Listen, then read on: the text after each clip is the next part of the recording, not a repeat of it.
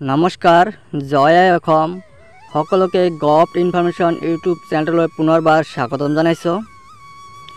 State level police recruitment বৰ্ডৰ ফালৰ পৰা নতুনকৈ ভেকেঞ্চি ওলাইছে। আমাৰ কি পোষ্ট ওলাইছে ইয়াতে চোৱা দিয়া আছে। Recruitment for 269 post of constable grade 3 under directorate of civil defence and home guards Assam. আমাৰ ইয়াত 269টা কনষ্টেবল পদৰ কাৰণে ভেকেঞ্চি ওলাইছে হোম গাৰ্ডৰ।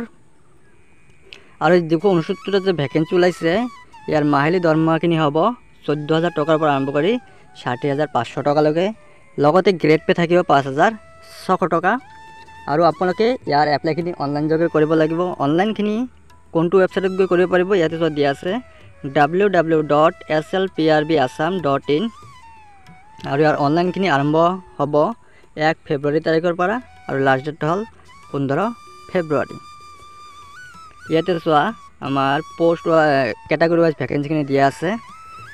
আনৰিজাৰ্ভৰ কাৰণে আছে টোটাল আছে 82টা, OBC MOBCৰ কাৰণে আছে 64, SC কাৰণে আছে 17, ST প্লেনৰ কাৰণে আছে 24 আৰু ST হিলছৰ কাৰণে আছে 77। তাৰপিছত দি আছে আমাৰ এক্স ছাৰ্ভিচমেনৰ কাৰণে, আৰু এক্স ছাৰ্ভিচমেনৰ কাৰণে টোটাল পোষ্ট আছে 5টা। তাৰপিছত চোৱা এই পোষ্টখিনিত এপ্লাই কৰিবলৈ আপোনালোকে কি কোৱালিফিকেশ্যন লাগিব ইয়াত চোৱা দিয়া আছে। বয়সৰ সীমা কিমান। প্ৰথমতে দিয়া আছে যে candidate must B Indian citizen permanent resident of Assam, অৰ্থাৎ আপোনালোকৰ অসমৰ বাসিন্দা হ'ব লাগিব। তাৰপিছত এমপ্লয়মেণ্ট এক্সচেঞ্জ কাৰ্ড থাকিব লাগিব, অসমীয়া লেংগুৱেজ ক'ব পৰা হ'ব লাগিব। আৰু বয়সৰ সীমাখিনি দিয়া আছে 18 বছৰৰ পৰা আৰম্ভ কৰি 40 বছৰ বয়সলৈকে আপোনালোকে এই পোষ্টখিনিত এপ্লাই কৰিব পাৰিব। লগতে ইয়াত এই চিলেকশ্যনখিনিও দিয়া আছে। ST SC কাৰণে আছে 5 ইয়াৰ্ছৰ, তাৰপিছত OBCৰ কাৰণে আছে 3 ইয়াৰ্ছ, আৰু আমাৰ যিবিলাক এক্স ছাৰ্ভিচমেন সিহঁতৰ কাৰণে 2 ইয়াৰ্ছ। এতিয়া আমি এডুকেশ্যন কোৱালিফিকেশ্যন চাই লওঁ।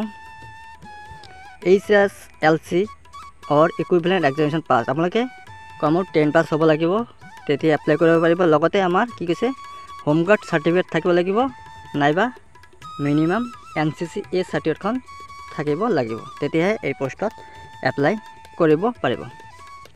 এইখিনি আপোনালোকে জানিলে। তাৰপিছত চব ফিজিকেল ষ্টেণ্ডাৰ্ডত কি দি আছে আমাৰ মেলৰ কাৰণে যিসকল আমাৰ general OBC MOBC SC category হয় সিহঁতৰ বাবে হাইট দি আছে 160.56 চেণ্টিমিটাৰ, আৰু ফিমেলৰ কাৰণে আছে 154.94 চেণ্টিমিটাৰ। তাৰপিছত যিসকল আমাৰ ST প্লেন আৰু ST হিলছৰ হয় সিহঁতৰ কাৰণে মেল যিসকল আছে সিহঁতৰ হাইট দিয়া আছে 160.02 চেণ্টিমিটাৰ, আৰু ফিমেলৰ কাৰণে আছে 150.40 চেণ্টিমিটাৰ। তাৰপিছত চেষ্ট, এইটো আমাৰ অকল মেলৰ কাৰণে যিসকল আমাৰ general OBC MOBC SC ST plain সিহঁতৰ নৰ্মাল চেষ্ট লাগিব 80 চেণ্টিমিটাৰ, আৰু এক্সপেণ্ডেড আছে 85, আৰু ST হিলছৰ কাৰণে আছে নৰ্মাল 78 আৰু এক্সপেণ্ডেড আছে 83। এইখিনি আপোনালোকে জানিলে। তাৰপিছতে চোৱা আমাৰ ইয়াতে কি দি আছে। ইয়াত আৰু এটা কথা উল্লেখ কৰিছে, চোৱা আপোনালোকে যে ফটোখিনি আপলোড কৰিব, ফটোখিনি কি কৈছে 5 জানুৱাৰী 2024 পিছত তোলা হ'ব লাগিব। ইয়াত the photograph must have taken after 5 জানুৱাৰী 2024, অৰ্থাৎ 5 জানুৱাৰী 2024 পিছত তোলা ফটো আপোনালোকে আপলোড কৰিব লাগিব। তাৰপিছত চোৱা আপোনালোকে কি কি ডকুমেণ্ট বিচাৰিছে। ইয়াত চোৱা চাৰ্টিফিকেট অফ এজ প্ৰুফ, আপোনালোকে এজ প্ৰুফৰ কাৰণে ইয়াতে চোৱা দিয়া আছে এডমিট কাৰ্ড নাইবা চাৰ্টিফিকেট অফ HSLC এইখিনি আপোনালোকে ছাবমিট কৰিব পাৰিব। তাৰপিছত লাগিব pass certificate of HSLC or equivalent examination, এইখিনি লাগিব। তাৰপিছতে লাগিব আপোনালোকৰ মাৰ্কশ্বিটখিনি লাগিব, লগতে হোম গাৰ্ড ট্ৰেইনিং চাৰ্টিফিকেট নাইবা NCC এই চাৰ্টিফিকেট লাগিব। তাৰপিছত যিসকল আমাৰ এক্স ছাৰ্ভিচ মানে এপ্লাই কৰিব সিহঁতৰ কাৰণে কপি অফ ডিছচাৰ্জ বুক নাইবা copy of identity card of x এইখিনি লাগিব। এমপ্লয়মেণ্ট এক্সচেঞ্জ ৰেজিষ্ট্ৰেশ্যন কাৰ্ডখিনি লাগিব, আৰু কাষ্ট চাৰ্টিফিকেট লাগিব। তাৰপিছতে চোৱা আমাৰ ইয়াত কি দি আছে চিলেকশ্যন প্ৰচেছখিনি। আপোনালোকৰ ফিজিকেল ষ্টেণ্ডাৰ্ড টেষ্ট হ'ব প্ৰথমত, তাৰপিছত হ'ব ফিজিকেল এফিচিয়েঞ্চি টেষ্ট। এইখিনি হোৱাৰ পিছত আপোনালোকৰ মেইন এক্সামখিনি হ'ব।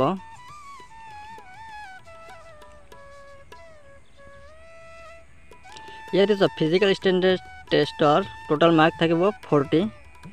মেল কেণ্ডিডেটসকলৰ ৰানিং থাকিব 3200 মিটাৰ আৰু সময় পাব 14 মিনিট।